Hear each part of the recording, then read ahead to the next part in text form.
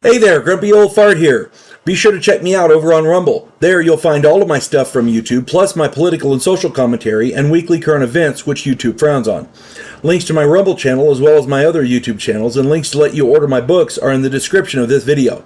If you enjoy my content, please like, subscribe, share, and comment. I welcome your comments, even if you disagree with me. Now, on with the video. Hey there, Grumpy Old Fart here. I'm doing a Recon the role-playing game advice video on Between Missions. Before we get into this video, I'd like to tell you about a book that I wrote that I just now got published. It's available on Amazon.com. The book is called The House Off Farrago Road. The author's name is H.L. Anderson. And it's just a fun story about a house where the denizens are not quite normal. Mythological creatures and supernatural forces commingle with modern-day law enforcement and the criminal underworld. If the quirky weird piques your interest, check out The House Off Farrago Road.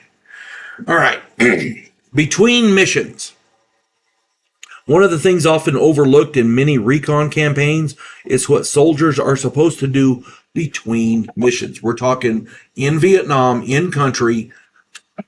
This is what they're supposed to do between missions.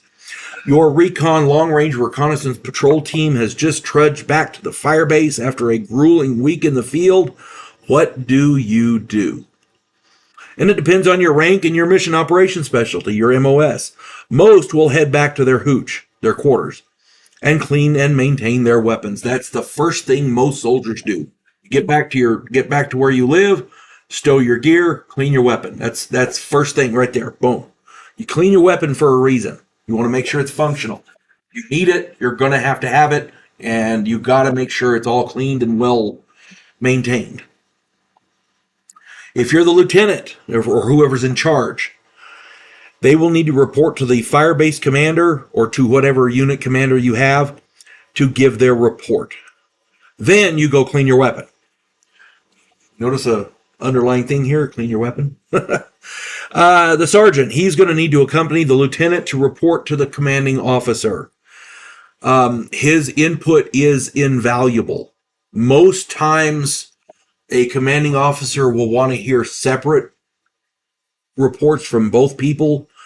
Sometimes they'll want them to report separately. Sometimes they'll want them to report together. It just depends on the commanding officer.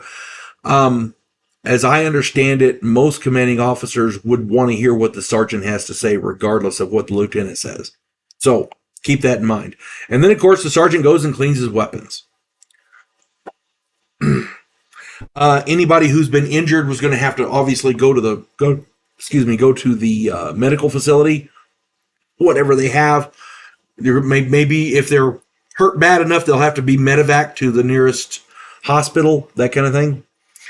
The intel guy will need to give a separate report in writing to the commanding officer, and then he goes and cleans his weapon. Why? The intelligence officer is the guy who... his report is invaluable. It's got to be in writing, and it's got to be for the commanding officer.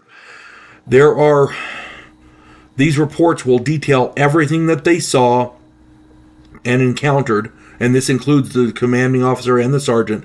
But like I said, the intel guy has to have his in writing because that's going to be forwarded up the chain of command.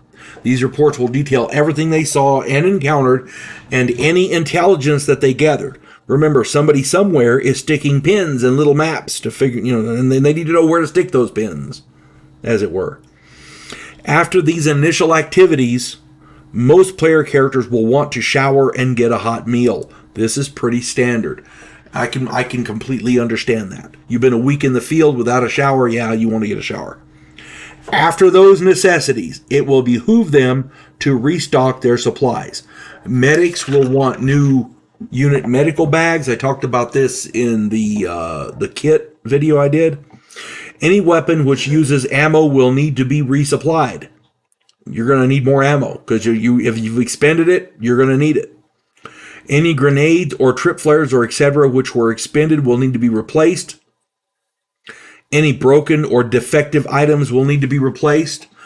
The RTO will need to recharge the battery packs for his comm system, and they have stations for that. Any gear or supplies used on the mission, canteens, sea rations, whatever, will need to be refilled or replaced. I'm gonna go out on this again. I've done it before in other videos, but here we go. I have lost count of the number of players who went into the field carrying an arsenal. They had every weapon you could imagine. Extra weapons, extra ammo. They're carrying 100 grenades, ready for anything on their 6-day patrol, but they never bothered to pack rations or canteens or water purification tablets. Their patented response, well, we would have done that. Well, no. If it's not written on your supplies, it's not in your rucksack. Most players don't mind sharing such supplies for new players, but after that first time, it's going to be a long goddamn 6-day mission. Growling stomachs, sucking dew off of leaves, whatever. Maybe it'll rain, who knows? Maybe not. In my games, it got so that my players developed, you're going to love this, a checklist, which everyone would recite between missions so that nothing was forgotten. And each player would double check each other player's equipment list to ensure that they had everything they needed. Sometimes it was outright comical, but my players got to that point because I was a stickler for that. If you didn't have it on your sheet, you didn't have it. Well, I've got all my ammo. Yeah, but what are you going to eat for the next 6 days? You see what I'm saying? That kind of thing. Yeah, as a game master, a mission director, in this game it's called a mission director. As a mission director, it can get quite, it can be funny. It can be funny. And the locals do not like it when you shoot their animals, their livestock, so that you can eat. The local water buffalo can be quite costly, more than just money. That's all I'm saying. So yeah, if you're running games and you're not keeping track of what your players are doing between missions, they're missing out on a vital aspect of the game. You want to make this game, as for Recon, you want to make this game as realistic as possible. That's why I'm doing these videos. I hope that it helps. I really do. One of the funniest things ever is when a player says, "But my character would know to do that." I said, "Yeah, they would." And you've been playing this game how long? God, I love that because the players hate it. I hope this finds everybody well. You folks have a good one now. God bless one and all. There is a house in New Orleans where the monsters all hang out. When the police detective, who happens to be a skinwalker squirrel, uncovers a plot by a paranormal perpetrator, he has to enlist the aid of his fellow housemates. If you enjoy a modern, quirky take on historical mythology, check out my new original novel, The House Off Farrago Road.